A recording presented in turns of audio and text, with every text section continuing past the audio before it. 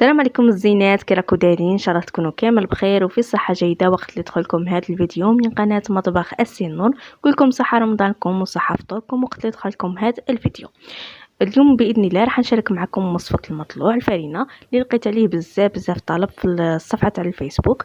اليوم راح نعطيه لكم مقادير جد بسيطه ومضبوطه. ما عليكم فقط خواتاتي تتبعوا معايا الفيديو للاخير وما تنسونيش بالجيم والبارطاج فضلا وليس امرا.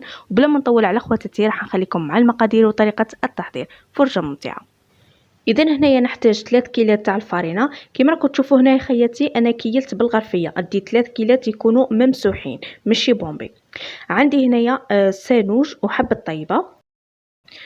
نحتاج ايضا 2 مغارف صغار تاع السكر. هنايا انا كما راكم تشوفوا راني نكيل بالمغرفه الصغيره، اذا نتوما كيلتوا بالمغرفه الكبيره تدوا مغرف تاع السكر ومغرف خميره الخبز. راح نضيف هنايا 2 مغارف صغار تاع خميره الخبز.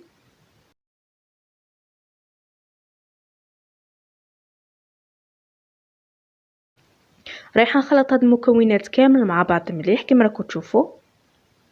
من بعد راح نضيف هنايا الماء بالتدريج. هنا بالنسبه للماء لازم يكون دافئ لحتى نتحصل على قوام، يعني هنايا العجينه لازم تخلوها شويه مرخوفه، كما نقولوا ما تيبسوهاش.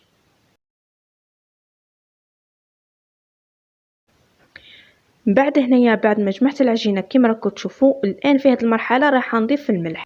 اذا هذا هو القوام تاع العجينه تاعنا، تكون طريه وخفيفه.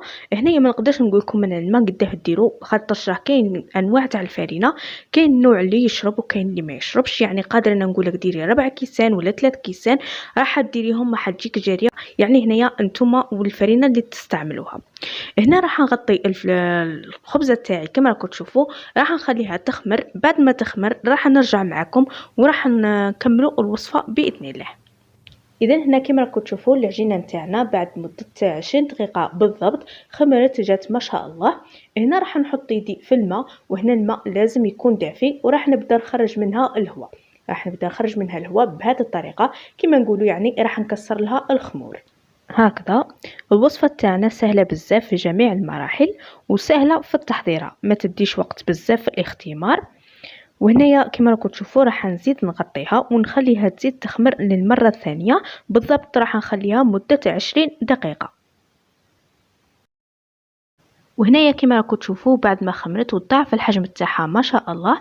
هنا عندنا شويه تاع الزيت راح نعاون به روحيه هنا، خاطرش العجينه راها بزاف طريه وتتلاصق في اليد. هنا راح ندير يدي في الزيت ورايحه نخرج منها الهواء بهذه الطريقه كما راكم تشوفوا. شوفوا هنايا العجينه كيفاش تنبلت، جات روعه ما شاء الله. انا هنا راح نقسمها على قسمين كما نتوما تقدروا، يعني بغيتو ديروها غير خبيزات صغار تقدروا تقسموها حتى 4 اقسام. اذا هنا راح نديرها على 2.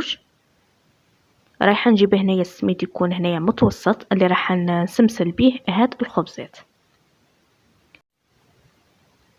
وهنايا بعد ما ترمدوها مليح في هذاك السميد لازم تنفضوا هذاك السميد اللي يكون زايد هكذا باه من تجو طيبوها ما ينحرقلناش هذاك السميد في الطاجين والمطلوع تاعنا يجي ما شاء الله.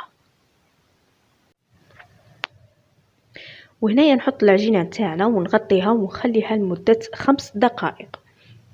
هنايا بعد ما خليتها ارتاحت مده 5 دقائق رايحه نحلها بسمك هنا يكون متوسط. واذا تحبوا المطلوع تاعكم يكون رقيق نحلوها بسمك يكون رقيق. يعني هنا على حسب الذوق، كاين بزاف اللي يحبوا المطلوع يكون خشين وكاين اللي يحبوا المطلوع يكون رقيق، يعني هنا لكم الاختيار.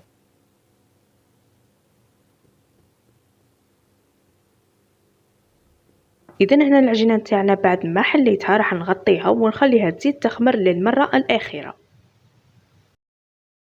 وهنايا كما راكم تشوفوا العجينه نتاعنا بعد ما خليتها تقريبا مده 10 دقائق خمرت وضاعف الحجم نتاعها. وهنايا فقط كملاحظه ما تخلوهاش تخمر بزاف، لو كان تخلوها تخمر بزاف من بعد ما تحطوها في الطاجين راح تعاود تهبط العجينه ويروح لها كامل هذاك الخمور. وهنايا بزاف من المبتدئات عندهم هذا المشكل ما على بالهمش واش هو السبب. يعني السبب هو انكم خليتوها خمرت بزاف وكي حطيتوها في الطاجين عاودت ولات هبطت. كما راكم تشوفوا هنايا بعد ما سخنت الطاجين راح نحطوا المطلوع نتاعنا ونبدو نطيبوا فيه، وكل مره راح نقلبوا بهذه الطريقه باش يتحمر من جميع الجوانب. والمطلوع نتاعكم باش يتحمر مليح لازم في كل مرة تحركوه بهذه الطريقة كما راكم موضحين الآن في الصورة. إذا هنا أنا راح نكمل طيب المطلوعات بنفس الطريقة. اذا هو لكم المطلوع تاع نهار اليوم، راه واجد هنايا بعد ما طيبته وحمرته كما راكم تشوفوا جا بزاف خفيف، جا اخف من الريشه. نتمنى ان شاء الله الوصفه تاع نهار اليوم تنال اعجابكم وتجربوه بنفس الطريقه، وراني متاكده اذا جربتوه بنفس الطريقه وتتقيدوا بالمقادير وتتبعوا الخطوات راح تتحصلوا على نفس النتيجه. واكيد اذا هذه الوصفه تستاهل جام توصلوها الى اكبر عدد. واللي مازال ما اشتركتش في قناتي ندعوها للاشتراك مع تفعيل الجرس بتوصلوا بجديد الوصفات.